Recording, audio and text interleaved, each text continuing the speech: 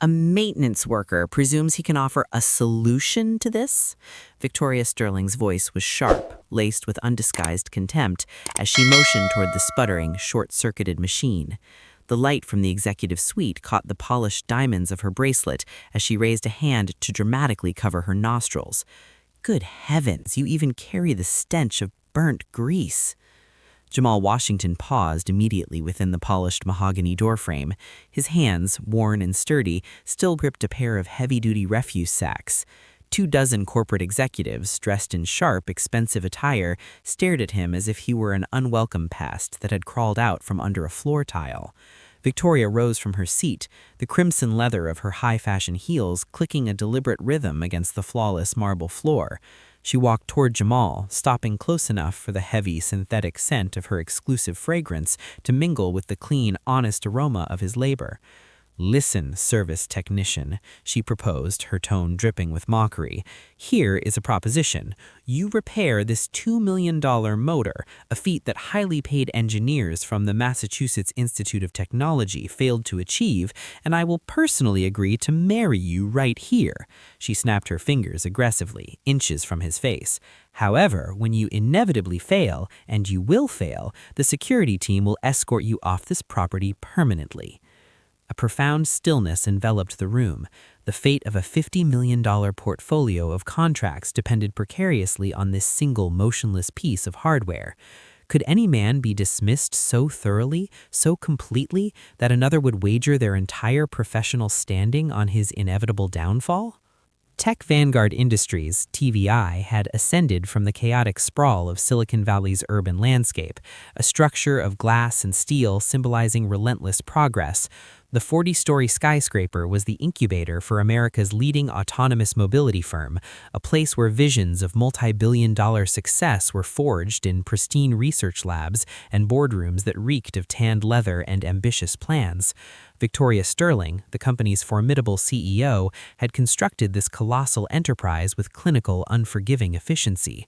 At 38, she inspired a specific brand of obedience driven entirely by fear. Her platinum blonde hair was always drawn back into a severe, faultless coil, and her suits were custom-tailored masterpieces designed to intimidate. The global technology press hailed her as a pioneering genius. Her subordinates, however, whispered far different opinions when they believed no one was listening. The company's most prized asset lay inert on the long executive table. It was a revolutionary, artificial intelligence-controlled propulsion system engineered to power their future fleet of self-piloting logistics vehicles. This was no ordinary engine. It represented over 3 years of intensive research and development, 47 separate patents, and the concentrated genius of the Valley's most lauded technical minds. In theory, the machine was capable of achieving a 93% efficiency rating, a metric that promised to instantaneously revolutionize the entire package delivery industry. Yet, for 6 long, agonizing weeks, the machine had resisted every attempt to restoration. 3 distinct teams of graduates from prestigious Ivy League institutions had been defeated. 67 exhaustive diagnostic procedures had produced nothing but rising frustration and accelerating corporate pressure. The engine would activate, function for precisely 14 minutes and 37 seconds before violently overheating and shutting down, always accompanied by the same cryptic digital error: harmonic oscillation detected. Jamal Washington knew the topography of Tech Vanguard's floors better than the architects who designed them. For 3 years, his low-profile cleaning cart had navigated these corridors, and he remained almost entirely invisible to the senior staff, who habitually stepped around him as if he were simply a piece of necessary but inert office equipment. His official corporate designation was Technical Facilities Consultant, but the unspoken reality was universally understood. He emptied overflowing waste receptacles, maintained the sheen on the expensive floors, and endured the daily, subtle indignity of being arguably the most overqualified janitor in the entire valley.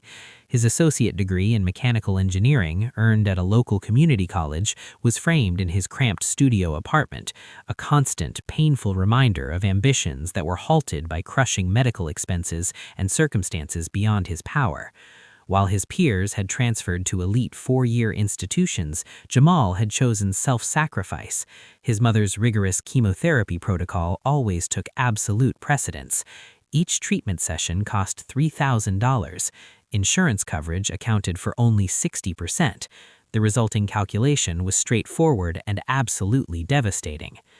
The engine failure crisis intensified with each passing day. Victoria's morning assemblies grew louder, her directives more erratic and irrational.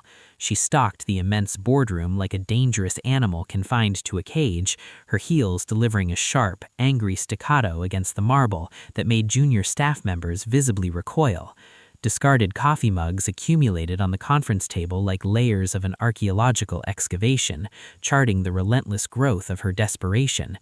$67 million, she screamed at the exhausted engineering team during a particularly disastrous meeting on Tuesday. That is the amount we will forfeit if this power plant is not operational by the close of business Friday. $67 million that was earmarked to guarantee our market supremacy in 3 critical metropolitan regions.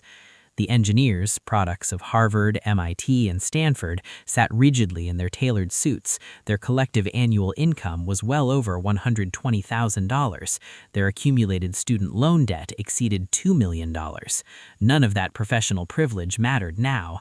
The engine's proprietary AI system steadfastly refused to establish proper communication with the complex mechanical components. Every time they believed they had isolated and resolved the issue, the machine would inevitably fail, smoking, overheating, and finally shutting down completely. Marcus Brooks, the primary team leader, an MIT graduate from the class of 2019, had such pronounced exhaustion rings under his eyes that layers of concealer could not hide them. His specialists had exhausted every conceivable option: software patches, component replacements, complete system reinitializations. They had consulted with veteran automotive experts from Detroit, AI gurus from Stanford, and even hired a specialized feng shui consultant after a suggestion that the building's energetic alignment might be interfering with the device. Victoria's gaze swept across the room like intense beams of light, searching for an easy target to bear the blame. "Perhaps we have too many individuals present who do not actually belong here," she stated, her eyes pausing on Jamal as he quietly refilled the executive water pitcher. "Dead weight that is impeding the progress of our entire corporate venture." The comment struck its intended target. Several members of the engineering crew glanced uncomfortably at Jamal, their expressions ranging from private shame to thinly veiled affirmation. Sarah Kim, a Berkeley alumna, shifted in her seat. She had worked 12-hour shifts for 6 consecutive weeks without a solution, yet the insidious implication that a cleaning staff member might be the weak link somehow made a warped, desperate sort of sense to their stressed-out minds. Jamal expertly feigned ignorance. He had long understood that remaining invisible was the primary key to survival in this hostile environment. Yet his engineer's mind could not simply abandon the puzzle. During his late-night shifts, as he polished the boardroom floor, he would pore over the scattered engine schematics. The technical specifications, clearly laid out, hinted at a crucial detail the credentialed engineers appeared to be overlooking. The machine had been fabricated in Germany, utilizing purely metric measurements, but the sophisticated AI calibration software was developed entirely in California, using the Imperial system. A fundamental unit conversion error could generate a cascade of destructive, complex issues. The corporate pressure continued to mount like extreme heat in a sealed vessel. Security camera footage from the previous week revealed Victoria deliberately scheduling Jamal's cleaning rotation during pivotal investor presentations. She would deliberately point him out to prospective financial partners, her voice just loud enough for him to hear. "We truly believe in offering chances to everyone, even our maintenance personnel." Her tone clearly implied a charitable donation, not a genuine employment opportunity. Internal electronic communications revealed an even uglier picture. Private email chains consistently referred to him as the cleaner, despite his official title. Discussions centered on his looming inevitable termination as a necessary cost-saving measure. One particularly nasty thread, initiated by Victoria herself, callously speculated whether he possessed the basic literacy skills to even read the corporate directory. Jennifer Walsh, the human resources director, had actively participated, adding callous laughing emojis to remarks about Jamal's presumed limited vocabulary. The whispered office conversations were equally devastating. Employees discussed his continued presence as an unfortunate necessity, a corporate diversity box that management tolerated but did not truly respect. "At least he keeps quiet," one marketing executive had remarked. "He's certainly better than the last guy who actually tried to interject during team meetings." The German investment delegation arrived punctually on Wednesday. Their column of sleek black Mercedes-Benz sedans pulled up to the tech vanguard entrance like a silent, formal procession. These visitors represented a potential influx of 100 million euros in investment capital, a financial lifeline that could launch the corporation into genuine global domination.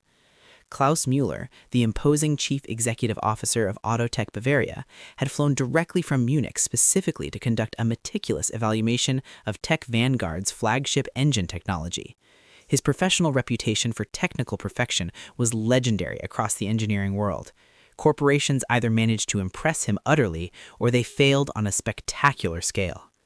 The delegation was accompanied by Dr. Elena Rodriguez, a former star Tesla engineer and current high-level board advisor. Her standing in the realm of advanced automotive engineering was nothing short of legendary. She had designed revolutionary power systems that had redefined the electric vehicle market, possessed 37 active patents, and consulted for industrial conglomerates across 3 continents. Her presence alone signaled that this was not merely a standard business negotiation. This was a detailed, high-stakes technical audit that would either elevate or utterly dismantle Tech Vanguard's future. Dr. Rodriguez had no patience for incompetence, refused to accept vague excuses, and could isolate deep-seated engineering faults with chilling surgical precision. The critical demonstration was scheduled for Thursday afternoon. The entire organization collectively held its breath. The marketing department had prematurely drafted press releases announcing the successful partnership. The sales teams had already prepared comprehensive proposals for a rapid European expansion. The corporate cafeteria had placed a sizable order for premium champagne, anticipating a celebration that everyone fervently hoped would materialize. Victoria's intensifying desperation was betrayed by subtle signs. Her normally flawless professional makeup appeared slightly less polished by Wednesday evening. Her executive assistants scurried through the hallways, delivering a relentless supply of high-caffeine beverages and herbal stress management supplements. The secluded executive washroom had apparently been converted into her private decompression chamber, where she unleashed the torrent of frustration that she could not publicly display. Security personnel later reported hearing muted, muffled shouting and the unmistakable sound of expensive designer heels violently striking a metal waste bin. Meanwhile, Jamal continued his purposefully invisible existence. He observed the engineers working grueling 16-hour shifts, consuming enormous quantities of energy drinks, and concocting increasingly fanciful, desperate theories about the engine's underlying problems. They attributed the failure to conflicting software patches, fundamental hardware incompatibilities, and even suggested electromagnetic interference emanating from the building's internal Wi-Fi network. One engineer, driven to the edge, suggested that the negative feng shui of the office might be disrupting the mechanical machine's electronic equilibrium. But Jamal discerned something they could not. During his solitary late-night cleaning sessions, when the towering office complex fell into a complete silence, he would pause near the engine room. The mechanical core emitted sounds, subtle, unique vibrations and distinct frequency patterns that transported him back to the familiar, comforting noise of his grandfather in Detroit. Every machine possesses its own unique voice, Samuel Washington had taught him. You only need to know the proper way to listen. This particular engine's voice sounded strained, as if it were engaged in a desperate internal struggle against itself. Thursday morning commenced with total chaos. The final late-night diagnostic test had failed in a spectacular fashion, filling the massive boardroom with acrid smoke and inadvertently triggering the high-pressure fire suppression system. The engineers stood dripping wet, their costly laptops destroyed, their professional credibility hanging by threads thinner than a spider's silk. The harsh smell of burning circuitry combined with the chemical residue of the fire suppressant created an atmosphere of absolute crushing defeat that saturated the entire executive floor. Klaus Müller observed the disaster unfold with an unsettling Germanic stoicism, his face revealing absolutely nothing. Dr. Rodriguez meticulously documented every detail, her pen moving across the page in sharp, precise motions. The other German investors exchanged quick, telling glances that suggested their private jet might be departing significantly earlier than originally scheduled. Victoria hastily convened an emergency all-hands assembly. 200 nervous employees packed into the main corporate auditorium, their faces reflecting various degrees of acute panic and resigned acceptance. The German delegation occupied the front row, their expressions inscrutable behind their designer eyewear. Jamal positioned himself discreetly at the very back, near the emergency exits, as silent and unnoticed as always. "Ladies and gentlemen," Victoria began, her voice impressively steady despite the slight tremor in her tightly clenched hands. "Our revolutionary engine, the functional core of our autonomous fleet system, remains non-operational. Our highly skilled engineering teams have exhausted every conventional avenue of resolution." She paused deliberately, allowing the devastating weight of their failure to settle over the room like a layer of fine dust. "Effective immediately, we must initiate aggressive cost reduction measures. Personnel whose roles are deemed non-essential will be terminated, beginning with positions that do not directly contribute to resolving this catastrophic crisis." The expansive room fell silent once more, save for the faint hum of the air conditioning system and the muffled sound of a few quiet sobs from the back rows. Victoria's intense gaze systematically scanned the rows of faces, searching for a suitable candidate to sacrifice to the corporate gods. Her eyes eventually settled on Jamal, a look of predatory interest ignited in her gaze. That was the precise moment Jamal made his move. He raised his hand slowly. "Ma'am," his voice carried with surprising clarity through the auditorium's sophisticated acoustic system. 200 heads instantly swiveled towards him, like a field of sunflowers tracking the sun. The German investors suddenly leaned forward, their interest piqued. Dr. Rodriguez elevated one elegant eyebrow, her expression transitioning from patent boredom to intense curiosity. Victoria's face underwent a rapid transformation. Initial surprise gave way to instantaneous fury, which then morphed into something far more dangerous, a tactical opportunity. But what Victoria Sterling did not yet know about Jamal would irrevocably alter the course of everything. The true narrative was only just beginning to unfold. Detroit, 1995. The city's historic automotive industry was rapidly hemorrhaging jobs, resembling a wounded, colossal organism. Yet, Samuel Washington's humble repair shop on 8 Mile Road continued to vibrate with a sense of deliberate, important activity. At 72, the elderly mechanic moved with the calculated precision of a master artisan, his hands calloused and deeply lined, reading the complex geometry of an engine block like sacred scripture. 12-year-old Jamal was often pressed against the grimy garage window, mesmerized as his grandfather executed what seemed like pure alchemy on a dilapidated Ford Mustang. The vehicle's engine had been universally declared irreparable by 3 competing mechanics, but Samuel perceived a subtle truth that they had all missed. His long fingers traced the contours of the engine block with the profound tenderness of a physician examining a vulnerable patient. "Get over here, boy," Samuel called out, his eyes never leaving his work. "It is time you started acquiring some useful expertise." That particular summer vacation was transformative. While his peers were immersed in video games and television, Jamal spent his days within the cathedral of iron and high-carbon steel that was his grandfather's domain. Samuel had been one of the pioneering black foremen at the monolithic Ford Motor Company, breaking through rigid racial barriers in the 1970s, a feat that demanded extraordinary personal grit and technical proficiency. "Listen closely," he would instruct, carefully placing Jamal's small hand on the shell of a running motor. "This apparatus has a definitive heartbeat. Can you feel that regular rhythm? That is 4 separate cylinders conversing with each other. 8,000 distinct explosions every minute, all working in flawless synchronicity." The old man's core mechanical philosophy was deceptively simple, yet utterly profound. "Son, a motor is completely indifferent to your university degree or the specific hue of your skin. It will only respond to those individuals who genuinely listen to its innate rhythm. Respect the device, comprehend its distinctive language, and it will never deceive you. Samuel systematically taught Jamal the intricate science of diagnosing mechanical failures through sound, through subtle vibrations, and even through smell.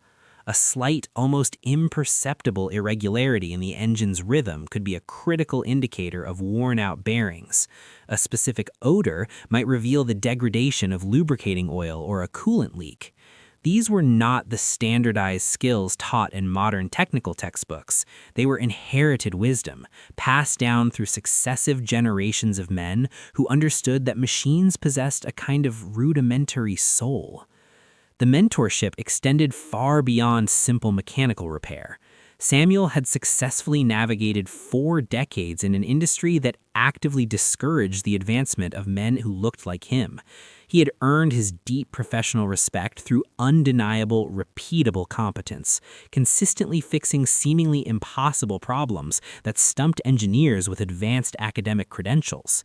His reputation within Ford was legendary. Samuel Washington, they would say, possessed the unique ability to resurrect any engine, no matter how thoroughly hopeless the situation appeared. Wyatt's society will subject you to scrutiny that is twice as intense, he had confided to Jamal during those languid summer afternoons. They will automatically presume you are half as intelligent. But the engines did not lie, boy. When you successfully repair something they could not, suddenly the color of your skin ceases to be so important. By the time he was 16, Jamal could methodically disassemble and completely reconstruct entire engines while blindfolded. He understood the complex, precise choreography of pistons, valves, and timing chains better than the majority of entry-level automotive engineers. His community college professors were consistently astonished by his innate, intuitive grasp of complex mechanical principles that typically required years of dedicated academic study to master. But fate intervened. Samuel died during Jamal's final year of high school, a sudden, massive heart attack that struck while he was working underneath the hood of a vintage Cadillac. The funeral service was overflowing with Ford engineers, local mechanics, and dozens of longtime customers whose vehicles Samuel invariably saved. They spoke reverently of his genius, his unflinching integrity, and his rare ability to solve impossible problems with simple solutions. The garage was permanently shuttered. The tools were reluctantly sold off to cover mounting medical debts. Jamal's true inheritance was not monetary. It was pure knowledge, honed instinct, and a fundamental philosophy that would sustain him through decades of being perpetually underestimated. When his mother, Denise, was diagnosed with aggressive stage 3 breast cancer during his sophomore year of community college, the necessary decision was immediate and clear. Transferring to a competitive 4-year university meant incurring crippling student loan debt, expensive living costs, and extended periods away from his childhood home. His mother's physical and financial needs were more urgent than his personal ambition. He simultaneously worked 3 separate jobs while completing his associate's degree in mechanical engineering: graveyard shifts at a neighborhood gas station, weekends at an auto parts warehouse, and early morning shifts cleaning commercial office buildings. His academic performance remained flawless despite the crushing exhaustion that often left him asleep in the library between classes. The community college faculty quickly recognized his exceptional, unique talent. Dr. Martinez, who had taught at MIT before seeking a less stressful academic life, discreetly pulled Jamal aside after a particularly brilliant presentation on optimizing engine efficiency. "You possess a profound gift," she stated simply. "I have personally supervised graduates from Harvard who possessed a fraction of your intuitive comprehension of mechanical systems.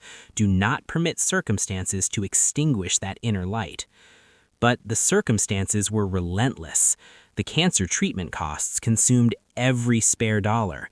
Insurance covered only 60% of the chemotherapy, leaving thousands of dollars in unavoidable monthly expenses. Jamal's collection of part-time work quickly evolved into a full-time necessity. His application forms for transfer to 4-year universities remained unsubmitted, filed away in a labeled folder marked "Someday." After graduating, he accepted employment wherever his skills were nominally valued: small independent repair garages, light industrial maintenance roles, and eventually landing at Tech Vanguard through a temporary staffing agency that vaguely promised technical consultant possibilities. The reality was a disappointing deception, but the consistent paycheck guaranteed the continuation of his mother's vital medical treatments. 3 years later, he still carried his grandfather's powerful philosophy like a cherished sacred flame. Every single night, he meticulously studied engineering journals and dense technical manuals, ensuring his knowledge base remained cutting edge despite his menial cleaning duties. Online certification courses in advanced automotive design, integrated AI systems, and sophisticated diagnostics consumed his limited free hours.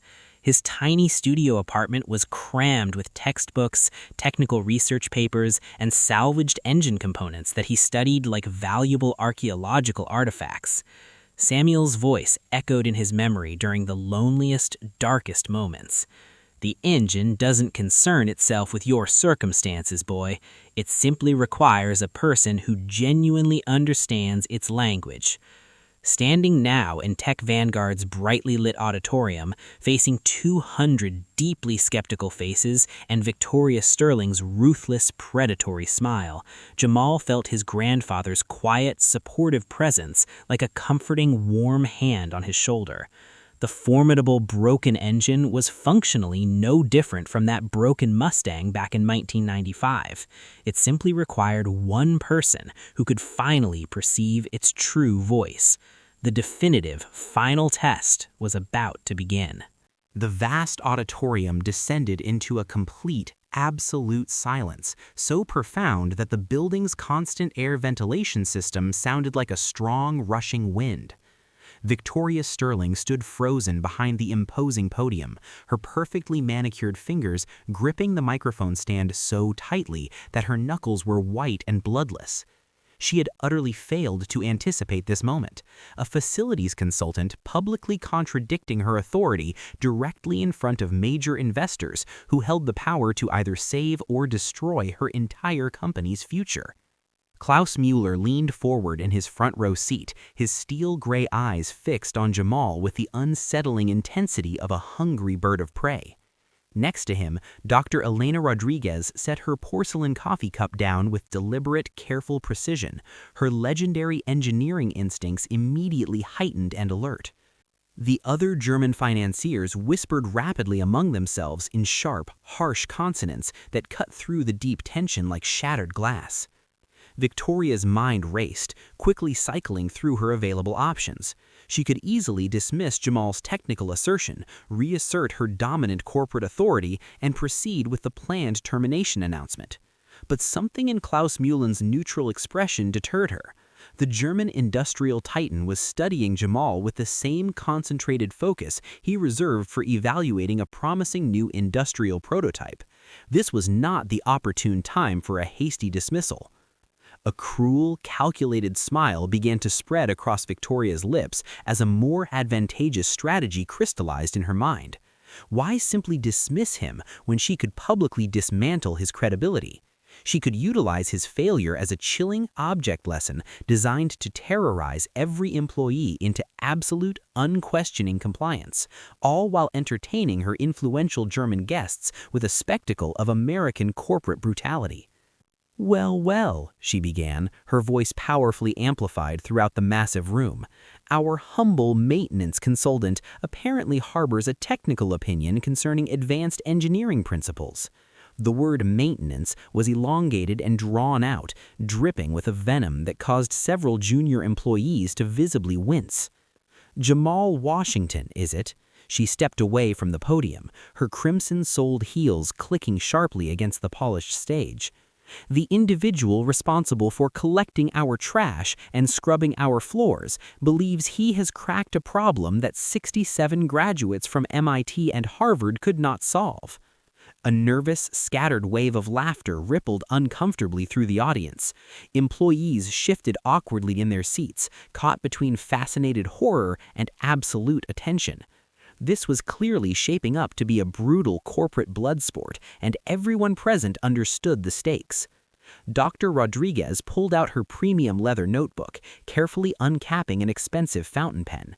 In her 40 years of unparalleled engineering experience, she had personally witnessed countless instances where truly breakthrough solutions had emerged from the most unexpected origins. Her former mentor at Stanford had taught her a cardinal rule: never dismiss profound insight based purely on the source. True genius often wears the most effective disguises, he had once stated. "Since you exhibit such confidence," Victoria continued, her voice rising with dramatic theatrical flair, "here is your immediate opportunity to substantiate it. Fix our $2 million motor, the very machine that has utterly defeated our finest engineers for 6 consecutive weeks. You will perform this task in front of all of us, our board, our investors, and our entire workforce." She made a sweeping gesture toward the German delegation, adopting the posture of a TV game show host presenting a grand prize. "These distinguished gentlemen represent 100 million euros in vital potential funding. They travel here to witness American innovation in action. Let us present them with a performance they will never forget." Klaus Mueller's expression remained perfectly unreadable, but his personal assistant was already rapidly typing extensive notes onto a tablet device. Whatever transpired next would be meticulously recorded, exhaustively analyzed, and immediately reported back to the Munich headquarters. American corporate culture, it seemed, offered surprisingly compelling entertainment. Victoria's voice dropped, lowering to a venomous whisper that the auditorium's microphones perfectly caught and amplified. "These are the precise stakes, Jamal. You are granted exactly 2 hours to accurately diagnose and repair what our entire MIT-trained staff could not resolve in 6 weeks. If you somehow succeed, a scenario we both know is impossible, I will personally promote you to senior engineering consultant with a salary commensurate with your inflated ego." The auditorium buzzed with shocked, disbelieving murmurs. Senior engineering consultant roles commanded 6-figure salaries and included significant stock options. It was an absolutely preposterous, absurd offer to extend to someone whose current professional duties included emptying bathroom waste bins. "But when you fail," Victoria continued, her wide smile now sharp enough to draw blood, "you will not simply be fired. You will be permanently barred from ever setting foot inside this building again. The security team will personally escort you out, and I will personally ensure that every major technology company in Silicon Valley is fully aware of your spectacular, humiliating failure." She snapped her fingers commandingly, and 2 uniformed security guards instantly appeared at the auditorium's side doors, like malevolent spirits summoned on cue. Their conspicuous presence was a deliberate act of intimidation designed to psychologically crush anyone else who might ever dare to publicly challenge her absolute authority. Dr. Rodriguez abruptly stood up, her movement immediately commanding the attention of everyone in the room. At 62, Elena Rodriguez possessed a profound respect that effortlessly transcended all corporate hierarchies. Her pioneering work at Tesla had completely redefined electric vehicle power systems. Her private consulting firm listed every major automotive manufacturer globally as a client. When she spoke, every engineer present listened intently. "I will serve as the official technical witness," she announced, her voice possessing the unshakable authority of someone whose technical judgments had never once been questioned. Victoria's calculated smile briefly faltered. She had not anticipated this significant complication. Dr. Rodriguez's intervention instantly legitimized the challenge, transforming it from a mere corporate act of humiliation into a formal, binding technical evaluation. Klaus Mueller nodded his approval. "Ausgezeichnet. Excellent. Mr. Washington, you now have our undivided attention." His spoken English was precise, carrying the heavy weight of the industrial authority that had meticulously established Germany's global engineering reputation. "We are profoundly curious to observe the unique American approach to technical problem solving." The auditorium erupted in quiet, feverish conversations. Employees hastily pulled out their smartphones, already drafting messages and social media posts about the rapidly unfolding drama. This was the exact kind of corporate spectacle that would be relentlessly discussed in Silicon Valley watering holes for months to come.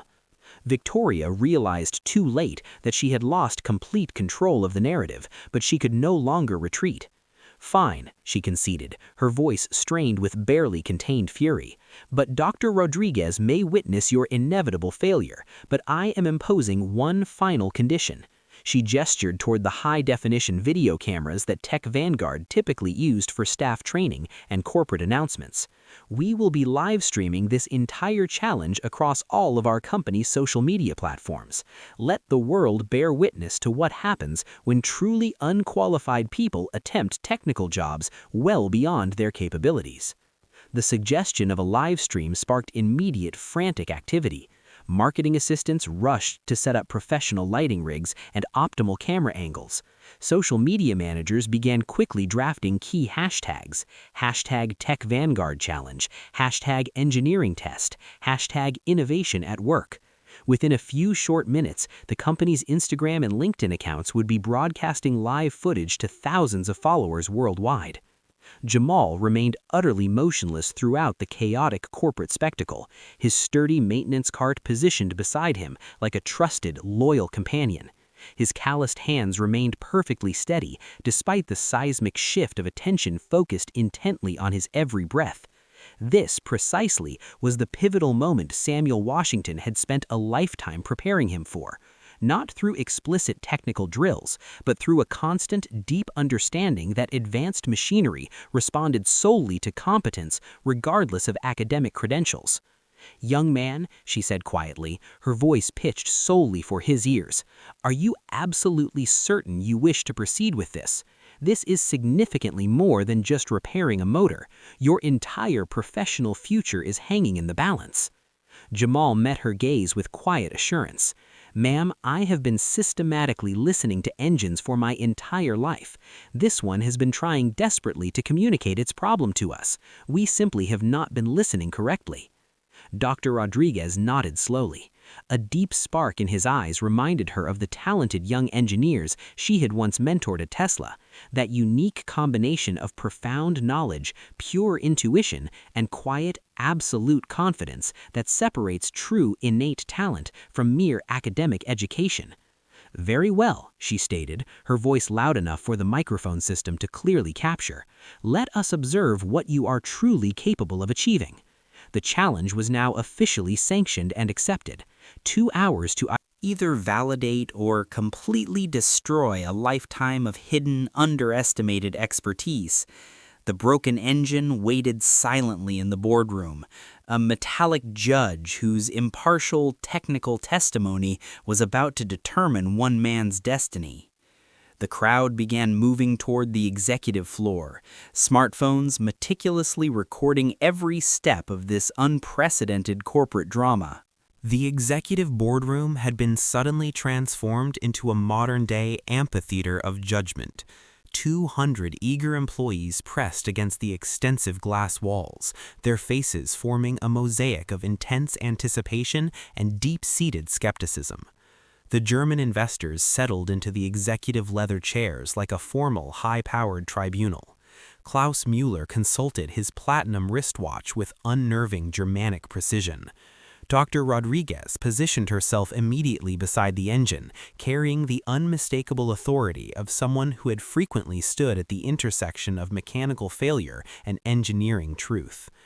The broken propulsion system dominated the expansive conference table like a technological altar.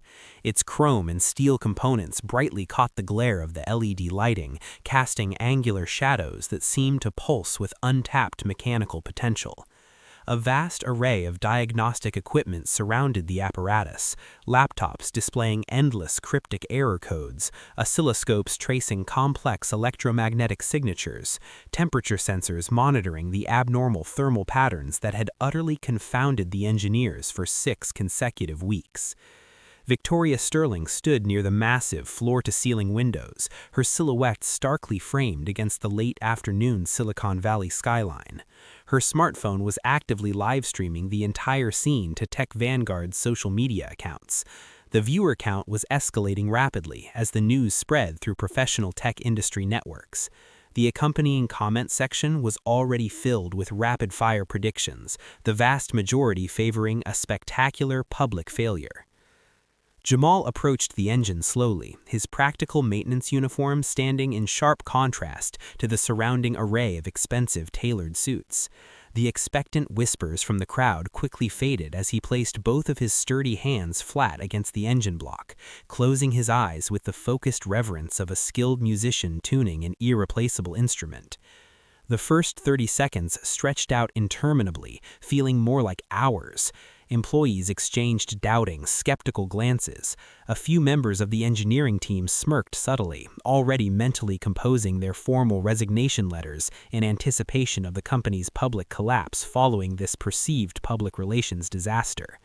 But Dr. Rodriguez watched with rapidly increasing interest as Jamal's expression shifted, moving from pure, deep concentration to a look of distinct recognition. "It is actively fighting against its own design," Jamal stated, suddenly, his voice carrying clearly throughout the boardroom's acoustics.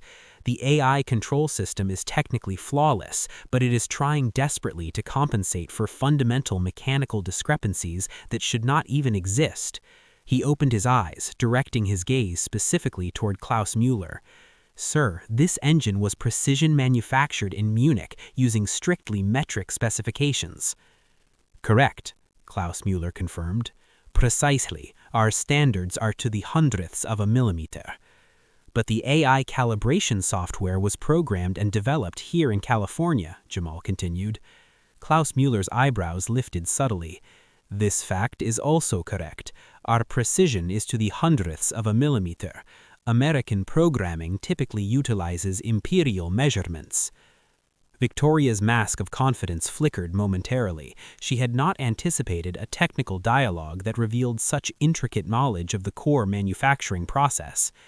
Jamal nodded, his hands still resting lightly on the engine.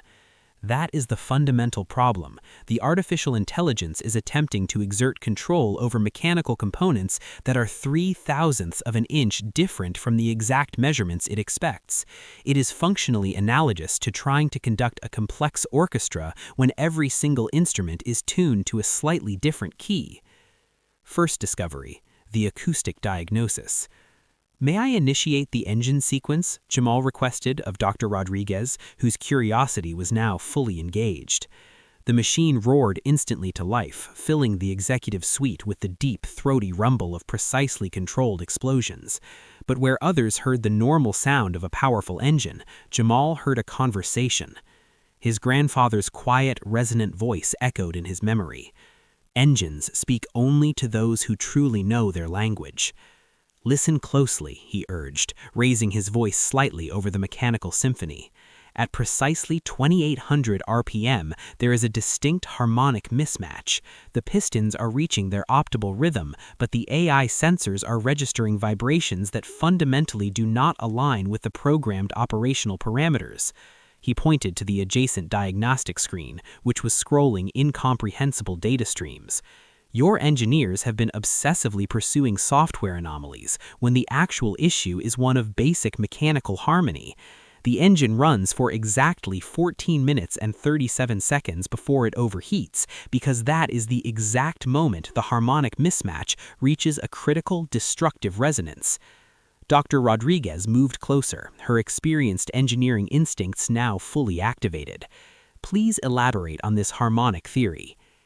"Every engine possesses a natural frequency, the specific RPM range where all components function in perfect natural synchronization. This machine was specifically engineered to operate at 3400 RPM for optimal efficiency. But because the AI system was calibrated to anticipate imperial measurements, it is attempting to maintain a slightly different harmonic frequency than the metric mechanical components can physically deliver." He gestured to the oscillating wave patterns displayed on the oscilloscope. Do you observe those irregular, distinct spikes at the 14-minute mark? That is the engine desperately attempting to locate its natural synchronized rhythm, while the AI system is simultaneously forcing it into an artificial, destructive pattern. Marcus Brooks, the MIT-educated team leader, forced his way to the front of the surrounding crowd. That is absolutely impossible. We rigorously tested the harmonic frequencies extensively during the entire development phase. Jamal countered with respectful firmness.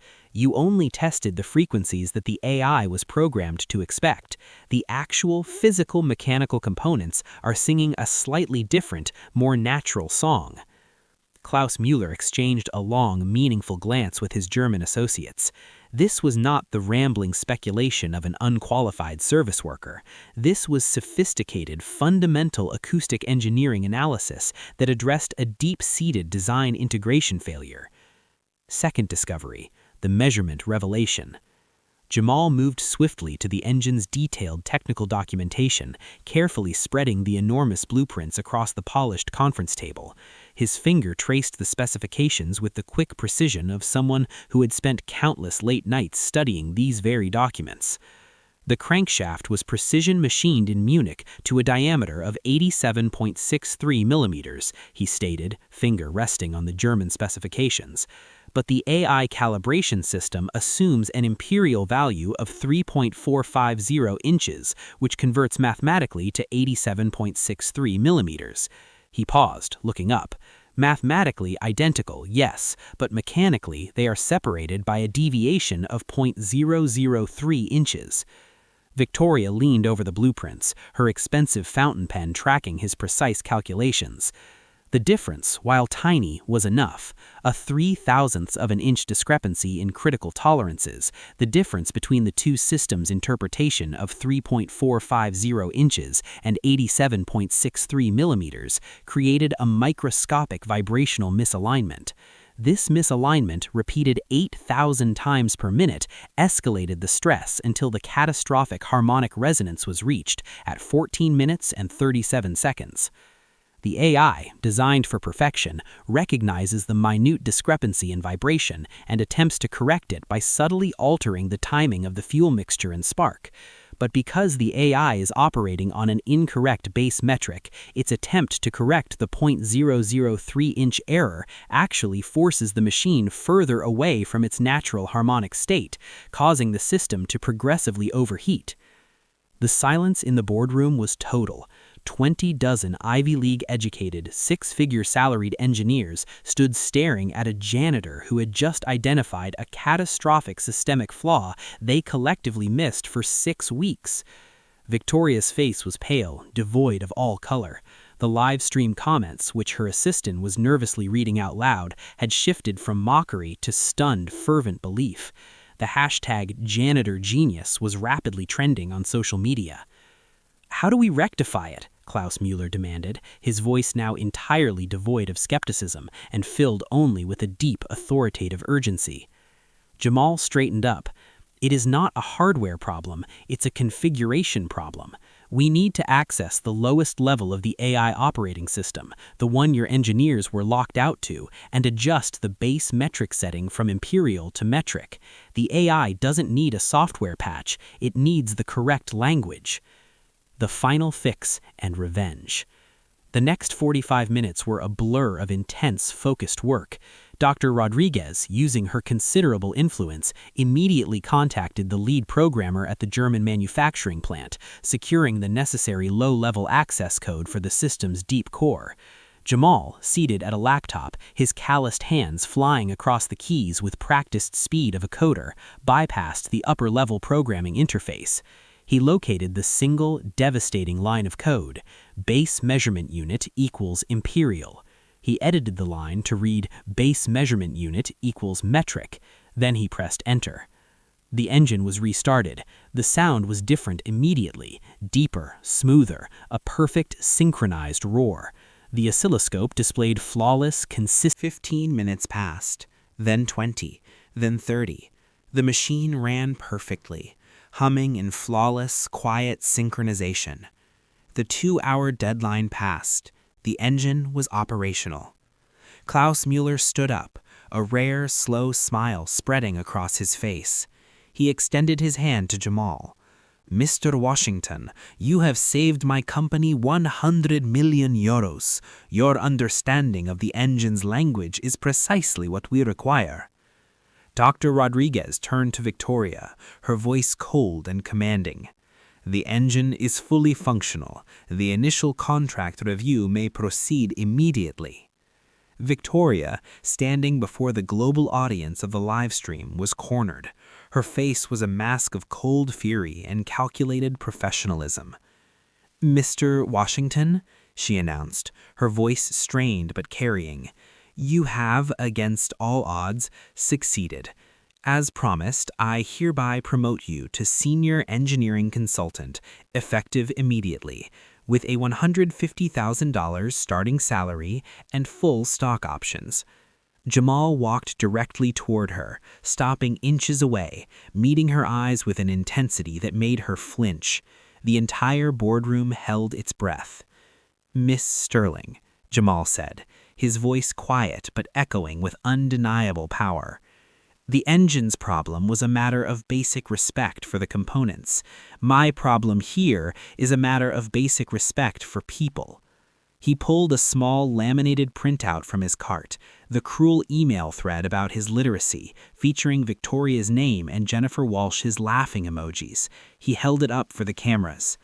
"You called me non-essential dead weight. You mocked my background and my education while I was cleaning the tables where your $120,000 a year engineers sat stumped. You proposed marriage as a joke. I will not work for someone who has absolutely no respect for me or for my community." He handed the printout to Dr. Rodriguez. "I am resigning, but I am not leaving empty-handed." He turned back to Klaus Mueller. "Sir, your company needs technical consultants who understand both metric systems and the language of the machine. I propose a direct contract with Autotech Bavaria." Klaus Mueller didn't hesitate. "Name your price, Mr. Washington." "I'll take the senior consultant salary, but I want a percentage of the savings generated by this correction and an immediate $10,000 signing bonus for my mother's medical fund," Jamal replied, his voice strong. "Agreed," Mueller said, shaking his hand firmly. Jamal walked to leave, passing Victoria. The security guards who had been positioned to humiliate him now stood aside deferentially. "And Miss Sterling," Jamal said, stopping at the door and turning back one last time. "You are correct. I do still smell like motor oil. It's the scent of the man who just saved your entire company. Never forget it." He walked out, leaving Victoria standing alone in the silent boardroom, the live stream still broadcasting her pale, defeated face to the world.